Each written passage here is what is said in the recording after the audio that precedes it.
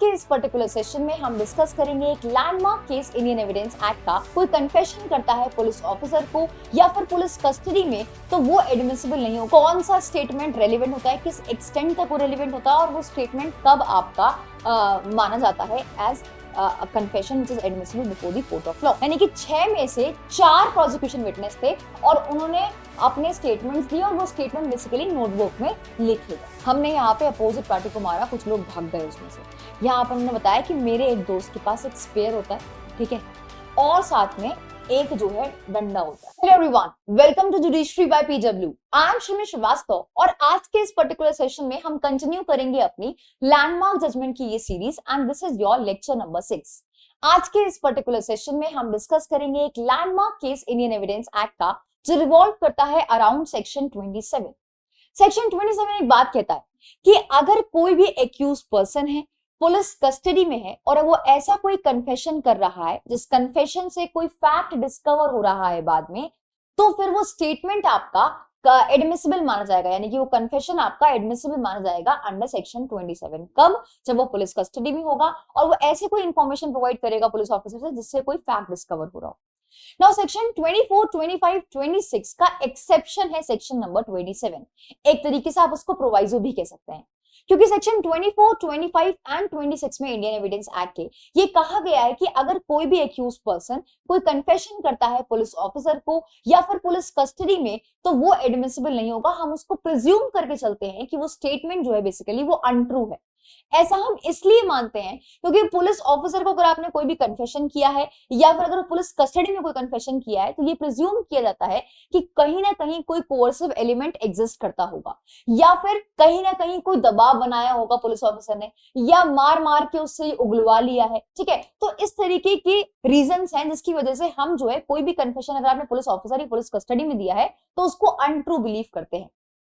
लेकिन सेक्शन 27 कहता है कि अगर आपने कोई भी ऐसा इंफॉर्मेशन दी है जिससे कोई डिस्कवरी हुई है, तो फिर वो जो स्टेटमेंट आपने दिया है डिस्कवरी स्टेटमेंट, उसको हम एडमिसिबल मानेंगे इंडियन एविडेंस एक्ट में। कुछ इसी तरीके की चीजें आपकी इस पर्टिकुलर केस में भी हुई। केस के फैक्ट्स बहुत ही अमेजिंग है। हम केस के फैक्ट्स डिटेल में डिस्कस करेंगे, साथ में देखेंगे कि कोर्ट ने क्या ऑब्जर्व किया और ये मामला ऑनरेबल सुप्रीम कोर्ट कैसे पहुंचा। So let's start with the session now. इस सेशन को में जो है बेसिकली हम क्या क्या कवर अप करने वाले हैं और केस का नाम, तो केस का नाम है आपका पुलुकुरी कोटैया वर्सेस किंग एम्पेरर। इस पर्टिकुलर केस में हम कवर अप करेंगे केस के फैक्ट्स, क्या कंटेंशंस थी पार्टी की, यानी कि एपेलेंट का क्या कहना था, डिफेंस एक्ट का क्या कहना था, फाइनली जजमेंट क्या आया और कंक्लूजन क्या रहा, और लास्ट में हम सेक्शन 27 को भी डिटेल में डिस्कस करने वाले हैं कि कौन सा स्टेटमेंट रेलिवेंट होता है, किस एक्सटेंट तक वो रेलिवेंट होता है और वो स्टेटमेंट कब आपका माना जाता है as a confession which is admissible before the court of law। So कब कन्फेशन रेलेवेंट होता है और किस हद तक रेलेवेंट होता है, इसके बारे में भी हम सेशन के लास्ट में डिटेल में डिस्कस करने वाले हैं। So let's start now. यहाँ पे ये केस बेसिकली क्या है, ये केस है आपका 1909 का। यहाँ जो एपेलेंट है वो है आपके कोटैया, ठीक है। कोटैया ने बेसिकली मर्डर किया होता है, कोटैया और उसके कुछ लोगों ने मिलके कुछ लोगों का मर्डर किया होता है, तो दिस अ मर्डर केस है, ठीक है। अब यहाँ पे जो एपेलेंट है बेसिकली वो एक पीथापुरम, एक डिस्ट्रिक्ट है बेसिकली आपका आंध्र प्रदेश में, वहां का वो रेजिडेंट है, ठीक है। और यहाँ पे उन्होंने ऑनरेबल सुप्रीम कोर्ट को अप्रोच किया है under the article 136 of Indian constitution. तो एक स्पेशल लीव पिटिशन डाली गई है एपेलेंट द्वारा क्योंकि वो एग्रीव्ड है हाई कोर्ट ऑफ मद्रास के जजमेंट से। अब ट्रायल कोर्ट ने और हाई कोर्ट ऑफ मद्रास ने कन्विक्ट किया है कोटैया को for the offence of murder under section 302 of IPC. अब ये कहानी यहां से शुरू होती है कि बेसिकली एक दिन क्या होता है कि जो है एक प्रीतमपुरा वाले इलाके में मर्डर हो जाता है। अब यहाँ पे बहुत सारे एक्यूज पर्सन हैं और बहुत सारे लोग हैं जो एलर्ज्ड हैं यहाँ पे as a victim of this particular case. But यहाँ पे जो चार्जेस लगाए गए हैं वो लगाए गए हैं मर्डर के। चार्जेस लगाने के बाद एकदम से एपेलेंट को अरेस्ट कर लिया जाता है। अरेस्ट करने के बाद वो पुलिस कस्टडी में एक स्टेटमेंट देता है और वो स्टेटमेंट देता है वो कन्फेस करते हुए कि हाँ मैंने ये ऑफेंस कमिट किया। अब ट्रायल के टाइम पे वो रिट्रैक्ट कर जाता है, यानी कि वो मुकर जाता है और वो ये कहता है कि नहीं नहीं मैंने कोई ऑफेंस नहीं किया है। और वो ये कहता है कि जो मैंने कन्फेशन दिया था, जो स्टेटमेंट दिया है, वो मैंने दबाव में दिया है, मुझको डराया धमकाया गया था, इस वजह से मैंने ये स्टेटमेंट दिया है। अब इसके फैक्ट्स को अगर हम डिटेल में देखें तो यहाँ पे बेसिकली ये ऑफेंस होता है आपका इन द ईयर 1944, ठीक है। एक मर्डर किया जाता है यहाँ पे प्रीतापुरम इलाके में। अब जो विक्टिम है यहाँ पे उनका नाम है Venkat Rao is the name of the victim. He was found death and जो सर्कमस्टांसेस है जो शो कर रहे हैं उसके डेथ को, ठीक है, जो सर्कमस्टांसेस सराउंडिंग हिज डेथ वो बहुत ही ज्यादा मिस्टीरियस है, मतलब राज सा छुपा हुआ है उनके डेथ को लेके, ठीक है, उनके मर्डर को लेके, ठीक है, जो भी सर्कमस्टांसेस सराउंडिंग सर्कमस्टांसेस है वो भी बहुत ज्यादा सस्पिशियस है। अब इस पर्टिकुलर केस में जो पोटेंशियल सस्पेक्ट है वो है हमारे एपेलेंट यानी कि आपके कोटैया, ठीक है। तो यहाँ पे पुलिस ने इन्वेस्टिगेशन किया और आइडेंटिफाई किया कोटैया को एज अ पोटेंशियल सस्पेक्ट कि भाई इसको पता होगा, इससे पूछताछ करते हैं। पुलिस सब इंस्पेक्टर ने यहाँ पे क्या किया, इंक्वेस्ट कंडक्ट किया बॉडी पे, ठीक है, और उसके बाद यहाँ पे पुलिस सब इंस्पेक्टर ने एग्जामिन किए आपके लाइव आई विटनेसेस को। तो जो उस पूरे इंसिडेंट को जिन्होंने विटनेस किया था उनका एग्जामिनेशन हुआ। इस पर्टिकुलर केस में टोटल 6 आई विटनेस अवेलेबल थे, ठीक है, और वो जो है प्रोसिक्यूशन विटनेसेस थे और उन्होंने अपने स्टेटमेंट दिए, यानी कि 6 में से 4 प्रोसिक्यूशन विटनेस थे और उन्होंने अपने स्टेटमेंट्स दिए और वो स्टेटमेंट बेसिकली नोटबुक में लिखे गए।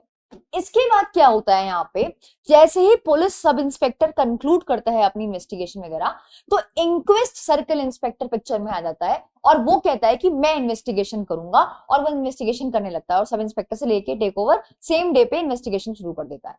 नाउ सर्कल सब इंस्पेक्टर ने यहाँ पे एग्जामिन किए होते हैं सारे ही आई विटनेसेस को। तो जो आई विटनेस आपके पहले क्रॉस एग्जाम वो एग्जामिन्ड हो चुके हैं, जो पहले सब इंस्पेक्टर ने एग्जामिन कर लिया था 6 विटनेसेस को, आई विटनेसेस को, उनको दोबारा से सर्कल इंस्पेक्टर एग्जामिन करता है और फिर रिकॉर्ड कर देता है उनके स्टेटमेंट्स को केस डायरी में, ठीक है। अब ये केस डायरी किसने बनाई है, सर्कल इंस्पेक्टर ने बनाई है। इसके बाद यहाँ पे क्या होता है, इस पर्टिकुलर केस में जो सर्कल इंस्पेक्टर होता है ऑब्वियसली उसने जो है वॉयलेट किया सेक्शन 162 सीआरपीसी को, ठीक है, और ये जो फैक्ट्स हैं कि उसने वॉयलेट किया है 162 को, ये बेसिकली एफिडेविट में मेंशन किए होते हैं वेंकटा अपैया द्वारा, ठीक है, 19 अक्टूबर 1945 में। अब लेकिन इसको चैलेंज नहीं किया जाता, तो एफिडेविट को बेसिकली चैलेंज नहीं किया जाता है। बिफोर द इंक्वेस्ट यानी कि इंक्वेस्ट करने से पहले काउंसिल जो है एक एप्लीकेशन देता है मजिस्ट्रेट को। यहाँ पे वो एक एप्लीकेशन देता है मजिस्ट्रेट को, काउंसिल ये कहते हुए कि मुझे जो कॉपीज है ना स्टेटमेंट की, जो स्टेटमेंट्स आपसे 162 सीआरपीसी में रिकॉर्ड किए हैं उन कॉपीज का मुझे एक्सेस दिला दो, यानी कि मुझे वो कॉपीज दे दो स्टेटमेंट की, ठीक है, जो सब इंस्पेक्टर ने इन्वेस्टिगेशन किया है और विटनेसेस के स्टेटमेंट को रिकॉर्ड किया है और सर्कल इंस्पेक्टर ने जो विटनेसेस के स्टेटमेंट को रिकॉर्ड किया है उसकी मुझे कॉपी दिला दो। ये एप्लीकेशन बेसिकली मजिस्ट्रेट के आगे काउंसिल लगाता है। अब यहाँ पे क्या होता है कि जो एक्यूज काउंसिल है उसको सिर्फ और सिर्फ जो विटनेसेस हैं जिनके जो स्टेटमेंट रिकॉर्ड किए गए थे वो वाली कॉपीज दिलाई जाती हैं जो बेसिकली सर्कल इंस्पेक्टर ने की होती हैं। सब इंस्पेक्टर ने जो विटनेसेस को एग्जामिन करके स्टेटमेंट रिकॉर्ड किए हैं वो मना कर दिया जाता है, कहता है वो हुआ ही नहीं था, वो एग्जिस्ट ही नहीं करता, उसकी कॉपीज बेसिकली काउंसिल को प्रोवाइड नहीं की जाती है। वो कहता है कि इसकी कॉपीज अवेलेबल ही नहीं है, राइट। नाउ इसके बाद ट्रायल आपका स्टार्ट हो जाता है। तो जब सेशन ट्रायल स्टार्ट होता है और प्रोसिक्यूशन विटनेस नंबर 2 को एग्जामिन किया जाता है तो यहाँ पे काउंसिल आर्ग्यू करता है कोर्ट के आगे कि भाई जो ये विटनेस प्रेजेंट है ट्रायल में उसके बारे में हमें इन्फॉर्म नहीं किया गया था, और साथ में वो ये कहता है कि copy of investigation of witness, इधर जो बेसिकली एग्जामिन किया गया है विटनेस को उसकी कॉपी जो एग्जामिन किया गया है विटनेसेस को सब इंस्पेक्टर द्वारा फर्स्ट इंस्टेंस पे वो भी उनको प्रोवाइड नहीं की गई है। और यहाँ पे इसके कहने के बाद वो कोर्ट से रिक्वेस्ट करता है कि भाई कोर्ट मुझे आप एक्सेस दिलाओ उन स्टेटमेंट की कॉपीज का जो स्टेटमेंट बेसिकली सब इंस्पेक्टर ने रिकॉर्ड किए हैं इन विटनेसेस के। अब यहाँ पे लर्नेड जज जो होते हैं वो आदेश दे देते हैं पब्लिक प्रोसिक्यूटर को कि भाई इनको ये जो मांग रहे हैं, जो कॉपीज मांग रहे हैं स्टेटमेंट की विटनेसेस के, वो आप इन्हें प्रोवाइड कर दो। पब्लिक प्रोसिक्यूटर क्या करता है, डिस्कस करता है सर्कल इंस्पेक्टर के साथ और सब इंस्पेक्टर के साथ कोर्ट में ही, और फिर वो कोर्ट को इन्फॉर्म कर देता है, सबमिट करता है कोर्ट के आगे कि जो रिकॉर्ड किए गए थे स्टेटमेंट सर्कल इंस्पेक्टर द्वारा बस वही अवेलेबल हैं, वही एग्जिस्ट करते हैं, वही ऑन रिकॉर्ड है, और जो स्टेटमेंट रिकॉर्ड किए गए थे फर्स्ट इंस्टेंस पे सब इंस्पेक्टर द्वारा वो नहीं प्रोवाइड किए जाएंगे, यानी कि वो एग्जिस्ट ही नहीं करते हैं। उसको डिनाई कर दिया, उसको कहा ये एग्जिस्ट ही नहीं करते हैं।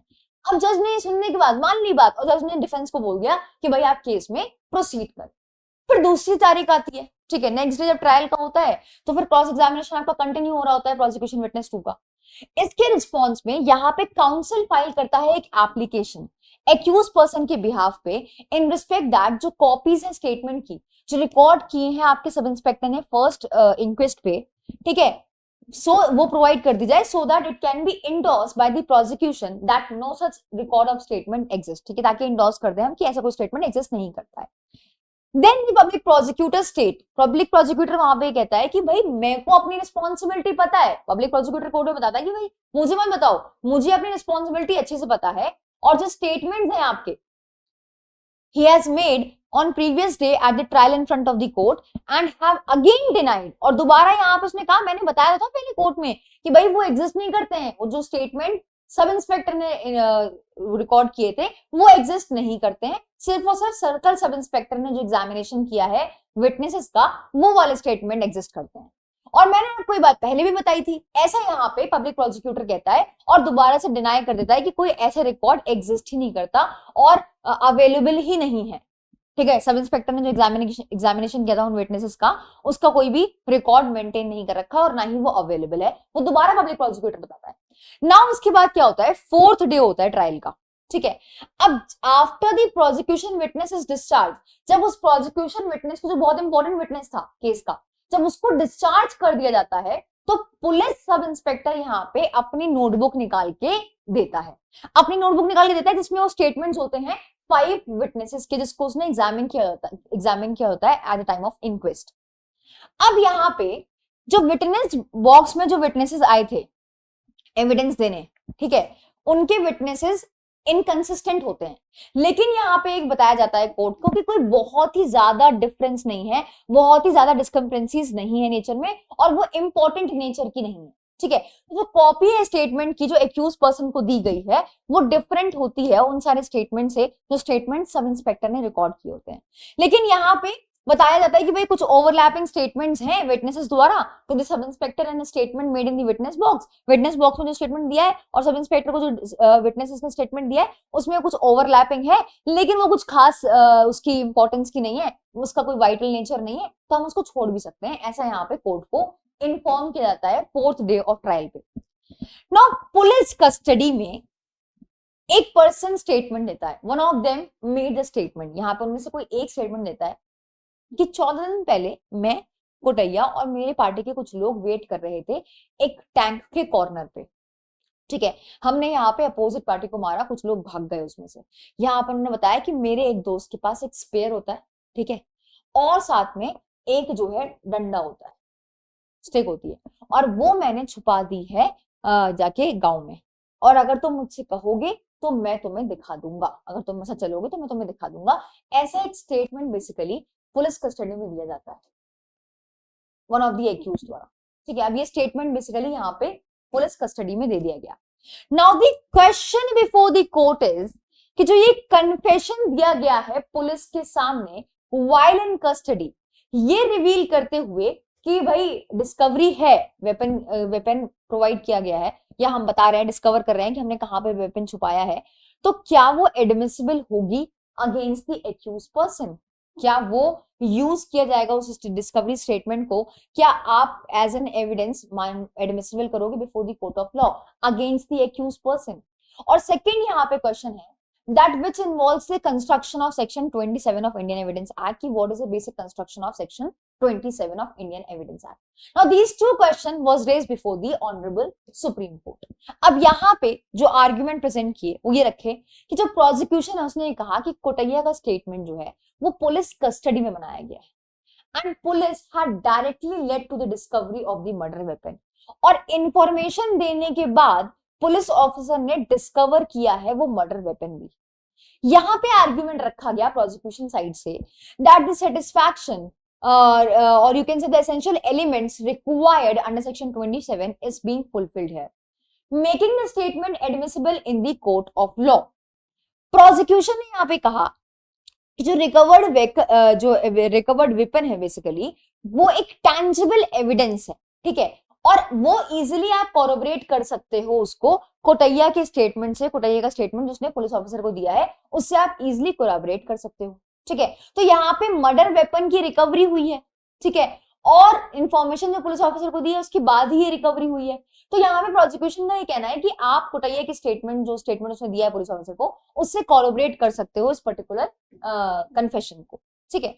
अब यहाँ पे जो अपोजिट पार्टी है यानी कि जो डिफेंस साइड है उसने आउट एंड आउट डिनाई किया और ये कहा कि भाई ये जो कन्फेशन है ना ये एडमिसिबल नहीं होगा। इन्होंने यहाँ पे ये आर्ग्यू किया कि इस कन्फेशन को बेसिकली पुलिस ऑफिसर ने हमें डरा धमका के हमसे लिया था, कोर्स किया था। यहाँ पे डिफेंस ने एम्फसाइज किया कि कोटैया का रिट्रैक्शन जो था स्टेटमेंट का was indicative of involuntary nature of confession, कि जो कोटैया ने ट्रायल के टाइम पे रिट्रैक्ट कर लिया, मुकर गया, वो एक तरीके से क्लियरली ये शो कर रहा है, ये इंडिकेट कर रहा है कि जो पहले टाइम उसने जो कन्फेशन दिया था वो वॉलंटरली नहीं दिया था, इनवॉलंटरी था वो, और अंडर कंपल्शन, कोवर्जन और थ्रेट था, ठीक है। यहां पर उन्होंने कंटेंट किया that the police had used physical and mental pressure, कि हम पे बहुत दबाव बनाया गया पुलिस द्वारा, उसके बाद ही यहाँ पे कोटैया ने कन्फेस किया है, इसलिए ये कन्फेशन जो है वो एडमिसिबल नहीं होगा, ये डिफेंस साइड कहता है यहाँ पे कोर्ट के सामने। नाउ कोर्ट ने यहाँ पे क्या जजमेंट दिया, यहाँ पे क्लेरिफाई किया कि Kotaiah case clarified that only that part of confessional statement would be taken into account which may lead to discovery of fact। सबसे पहली बात क्या कही कि सेक्शन 27 के कंस्ट्रक्शन को अगर हम देखें तो सेक्शन 27 में सिर्फ वही स्टेटमेंट जिससे कोई डिस्कवरी हो रही है किसी फैक्ट की, वही स्टेटमेंट आपका कंसिडर किया जाएगा, and that the discovery should be of a physical object and not only a mental fact, ठीक है। तो यहाँ पे डिस्कवरी होनी चाहिए किसी ऑब्जेक्ट की, कोई ऑब्जेक्ट डिस्कवर होना चाहिए। आफ्टर कंसीडरिंग द आर्ग्यूमेंट्स, दोनों पार्टीज की दलीलों को सुनने के बाद यहाँ पे ट्रायल कोर्ट ने डिसाइड किया कि वो एडमिट करेंगे कोटैया का स्टेटमेंट, जो कोटैया ने स्टेटमेंट दिया था उस स्टेटमेंट को हम एडमिट करेंगे under section 27 of Indian evidence act. Apart from that court ने यहाँ पे कोर्ट कन्विंस हो गया कि जो स्टेटमेंट था has indeed lead to discovery, की भाई उससे डिस्कवरी तो हुई है, उस स्टेटमेंट से डिस्कवरी तो हुई है मर्डर वेपन की, तो यहाँ पे उन्होंने अंडर सेक्शन 27 उसको रेलेवेंट मान लिया, section 27 of Indian evidence act में उस पर्टिकुलर स्टेटमेंट को रेलेवेंट मान लिया। नाउ जो रिकवरी हुई है वेपन की, ठीक है, ये एक स्ट्रॉन्ग एविडेंस है और उसको आप कोरोबरेट कर सकते हो दूसरे एविडेंसेस से, reinforcing the connection between the statement and the fact discover, ठीक है। अब आपने जो स्टेटमेंट दिया है उसके बेसिस पे फैक्ट डिस्कवर हुआ है, इससे आप जो है इस चीज पे रिलाई कर सकते हो और इसको एडमिसिबल माना जा सकता है।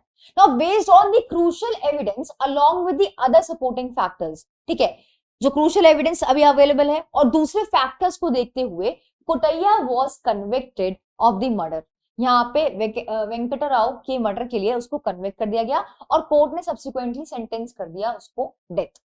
नाउ कोर्ट का जो डिसीजन था वो बिल्कुल सही दिया गया कोर्ट द्वारा, यानी कि सही दिया गया यानी कि प्रॉपर सेक्शन 27 को फुलफिल करके यहाँ पे सारे उसके एलिमेंट्स अब एग्जिस्ट कर रहे थे उसको मानते हुए यहाँ पे उसके कन्फेशनल स्टेटमेंट को एडमिसिबल माना गया under section 27 of Indian evidence act और उसको बेसिकली कन्विक्ट कर दिया गया for the offence of murder.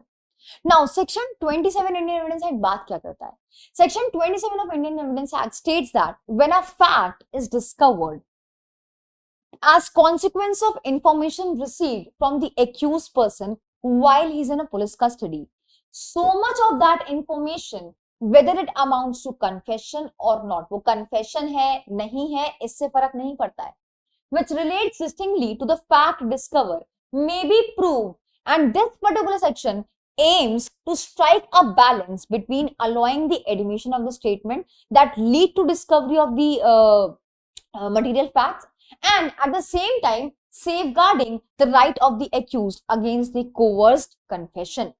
तो सेक्शन 27 करता क्या है, हेल्प कैसे करता है, सेक्शन 27 हेल्प करता है कोर्ट को कि वो एक बैलेंस मेंटेन कर सके। मैंने आपको सेशन के स्टार्टिंग में एक बात बताई थी कि सेक्शन 24, 25, 26 में हम ये प्रिज्यूम करके चलते हैं कि अगर कोई भी कन्फेशन पुलिस ऑफिसर को दिया जाएगा तो वो कन्फेशन अनट्रू होगा, इसलिए हम ऐसा मानते हैं क्योंकि भाई पुलिस जो है अपनी पावर का मिसयूज करके, कोर्स करके, थ्रेटन करके, डरा धमका के आपसे कन्फेशन ले सकती है, आपसे उगलवा सकती है, ठीक है। नाउ एक तरफ हमारी वो बात है, लेकिन दूसरी तरफ सेक्शन 27 ये कहता है कि अगर एक्यूज पर्सन ने पुलिस ऑफिसर को कोई ऐसा स्टेटमेंट दिया, कोई ऐसी इंफॉर्मेशन दी जिससे कोई फैक्ट बाद में डिस्कवर होता है, तो उस पर्टिकुलर केस में वो जो इंफॉर्मेशन प्रोवाइड की गई है, ठीक है, वो जो कन्फेशन किया गया है कि मैंने यहाँ पे वेपन छुपाया है, ये वाला पार्ट आपका एडमिसिबल होगा under section 27 of Indian evidence act. तो यहाँ पे कोर्ट को हेल्प करता है कि भाई एक तरफ हमें राइट्स भी देखने हैं एक्यूज पर्सन के कि उसको अननेसेसरली डराया धमका के उससे उगलवा ना लिया जाए, और दूसरी तरफ अगर स्टेटमेंट कोई भी एक्यूज पर्सन ने दिया है पुलिस कस्टडी में और उस स्टेटमेंट से अगर कोई फैक्ट डिस्कवर हो रहा है तो उसको भी हम नेग्लेक्ट नहीं करेंगे, उसको हम एडमिसिबल करेंगे under section 27 of Indian evidence act. Now अगर मैं सेक्शन 27 की बात करूं तो सेक्शन 27 कब रेलेवेंट होता है, यानी कि जो कन्फेशन है आपके वो कब एडमिसिबल माने जाते हैं और किस हद तक माने जाते हैं। कन्फेशन विल बी रेलेवेंट कब, व्हेन, और दूसरा how much, to what extent.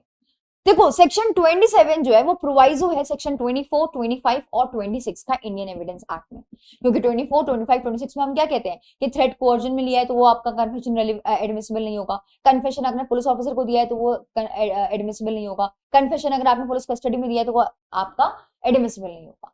27 इसका एक एक्सेप्शन है। यहाँ पे 27 को एक फेमस डॉक्ट्रिन के नाम से जाना जाता है, that is doctrine of confirmation by subsequent event. Now doctrine of confirmation by subsequent event, police officer को आपने कोई इंफॉर्मेशन दी, उस इंफॉर्मेशन के बेसिस पे कोई फैक्ट डिस्कवर हुआ, ठीक है, मैंने फॉर एग्जांपल इंफॉर्मेशन दी कि मैंने एक्स का मर्डर किया है और मर्डर करने के बाद मैंने जो वो गन है वो बेड के नीचे छुपा दी है। अब जो ये मैंने बात बताई जो है पुलिस ऑफिसर को कि मैंने गन बेड के नीचे छुपा दी है, ये आपका रेलेवेंट होगा, एडमिसिबल होगा under section 27 of Indian evidence act. क्यों? क्योंकि मेरे इस स्टेटमेंट से कि मैंने गन बेड के नीचे छुपा दी है, इससे एक फैक्ट डिस्कवर हो रहा है और आपको मर्डर का वेपन मिल रहा है, यानी कि आप डिस्कवर कर रहे हो कोई फैक्ट।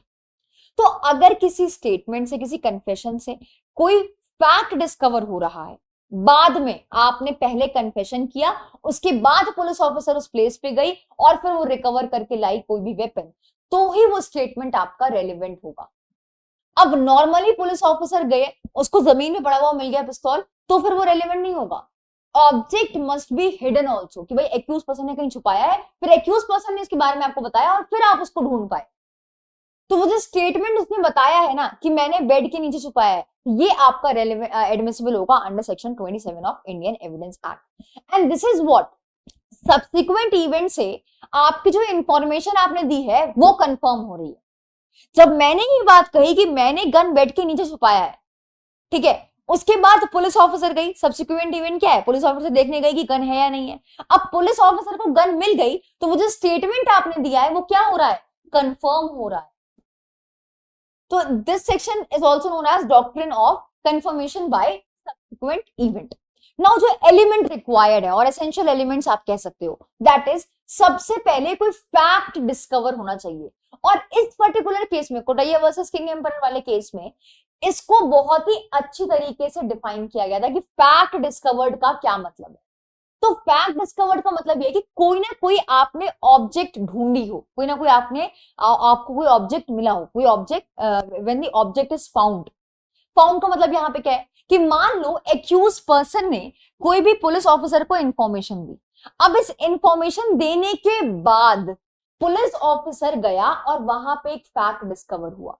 अब ऐसा नहीं है कि कोई चाकू की खोज कर दी पुलिस ऑफिसर ने, नहीं, वहां पे वो गया और उसने देखा कि जो फैक्ट उसने बताया था वो फैक्ट एग्जैक्टली वहां पे है, जो इन्फॉर्मेशन उसने बेसिकली दी थी उस इन्फॉर्मेशन के हिसाब से एग्जैक्टली चीजें हैं वहां पे, बिस्तर के नीचे, बेड के नीचे गन रखी हुई है एग्जैक्टली, ठीक है, तो कोई फैक्ट डिस्कवर हुआ।